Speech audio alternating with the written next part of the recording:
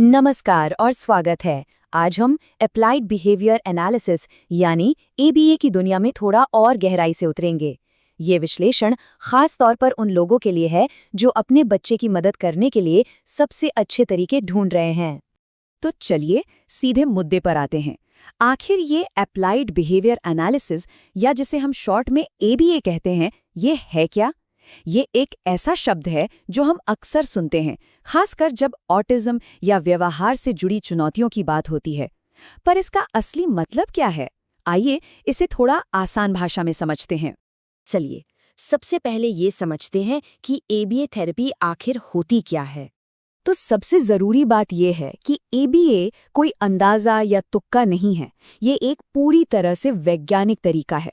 इसका main focus ये समझना है कि कोई भी इंसान, खासकर बच्चे, एक खास तरीके से व्यवहार क्यों करते हैं। ये थेरेपी इस बात को बारीकी से देखती है कि हमारे आसपास का माहौल, मतलब हमारा एनवायरनमेंट, हमारे सीखने और व्यवहार करने के तरीके पर कैसे असर डालता है। और हाँ, ये बात समझनी बहुत बहुत जरूरी है। एबीए कोई एक जैसी सबके लिए फिट होने वाली थेरेपी नहीं है। एक अच्छी एबीए योजना हमेशा हर बच्चे के लिए अलग होती है। इसे बच्चे की अनोखी ज़रूरतों, उसकी पसंद नापसंद और परिवार की स्थितियों को ध्यान में रखकर ही तैयार किया जाता है। तो सवाल उठता है कि ये काम कैसे करता है। अच्छा, इसे समझने के लिए एक बहुत आसान सा ABC मॉडल है। चलिए उस पर नज़र डालते हैं।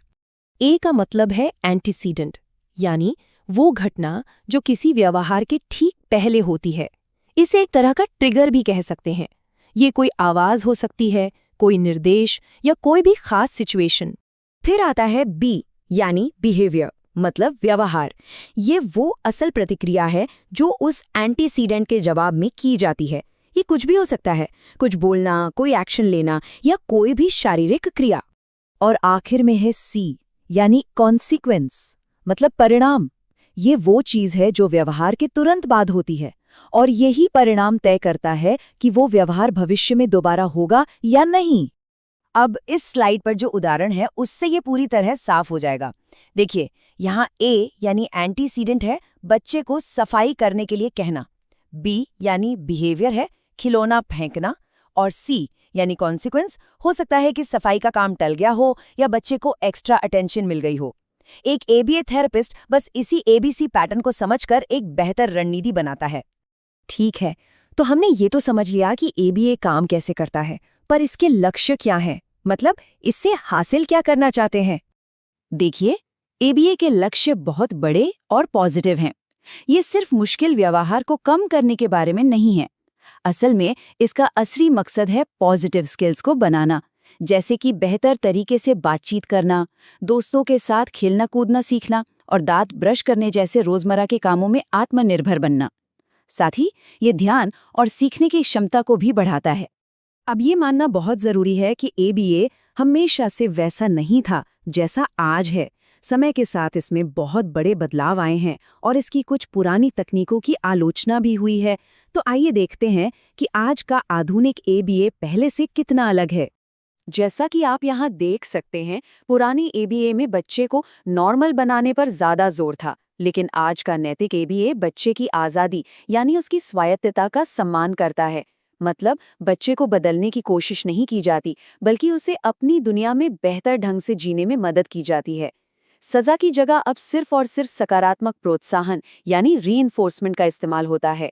और सबसे जरूरी, बच्चे की आवाज को सुना जाता है, चाहे वो बोलकर बताए या बिना बोले। फोकस अब व्यवहार को खत्म करने पर नहीं, बल्कि तनाव कम करने और नई स्किल सिखाने पर है। ये सब जानने के बाद एक देखभाल करने वाले के तौर पर सबसे बड़ा सवाल यही है कि अपने बच्चे के लिए सही एबीए प्रोग्राम और थेरेपिस्ट कैसे चुना जाए। देखिए, सबसे पहली और सबसे ज़रूरी बात है योग्यता की जांच करना। हमेशा ये पक्का करें कि थेरेपिस्ट सर्टिफाइड हों, जैसे कि BCBA यानी बोर्ड सर्टिफाइड बिहेवियर एनालिस्ट। सिर्फ एक ट्रेंड और सर्टिफाइड प्रोफेशनल ही एक असरदार और सुरक्षित थेरेपी प्लान बना सकता है और उसकी देखरेख कर सकता है। किसी भी थेरेपिस्ट से पूछने के लिए ये एक बहुत ज़रूरी सवाल है। क्या थेरेपी के लक्ष्य परिवार और बच्चे के साथ मिलकर तय किए जाते हैं? क्या थेरेपी में बच्चे की पसंद और उसकी रुचियों को जगह दी जाती है? याद रखिए, एक अच्छा प्रोग्राम हमेशा बच्चे को ही सेंटर में रखता है। ये समझना भी जरूरी है कि थेरेपी के दौरान बच्चे को कैसा महसूस होगा। क्या सेशन खेल-खेल में होता है? क्या बच्चा वहां आरामदायक और सुरक्षित महसूस करता है? बच्चे की सहमति और उसका आराम हमेशा पहली प्राथमिकता होनी चाहिए। ये याद रखें, आज के एबीए का लक्ष्य सिर्फ अनचाहे व्यवहार को कम करना नहीं है। इसका असली मकसद बच्चे को नई स्किल सिखाना है, ताकि वो अपनी ज़रूरतों को बेहतर तरीके से बता सके और मुश्किलों का सामना कर सके। तो पक्का करें कि प्रोग्राम का फोकस स्किल बनाने पर हो। एबीए एक बहुत ही शक्तिशाली टूल हो सकता है, लेकिन ये अकेला विकल्प नहीं है।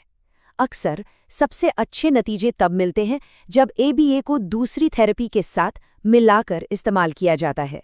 स्पीच थेरेपी, ऑक्यूपेशनल थेरेपी और प्ले थेरेपी, ये सभी बहुत मददगार साबित हो सकते हैं। हर बच्चे की ज़रूरतें अलग होती हैं और एक होलिस्टिक अप्रोच, मतलब एक ऐसा प्लान बनाना जिसमें कई तरह की थेरेपी शामिल हों, बहुत फ़ायदेमंद हो सकता है।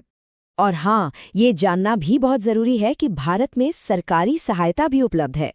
समग्र शिक्षा योजना के तहत ब्लॉक रिसोर्स सेंटर्स यानी BRCs बनाए गए हैं।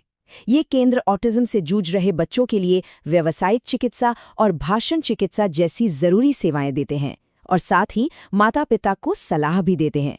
और अंत में ये एक बहुत ही ज़रूरी बात है जिसे हमें हमेशा याद रखना चाहिए।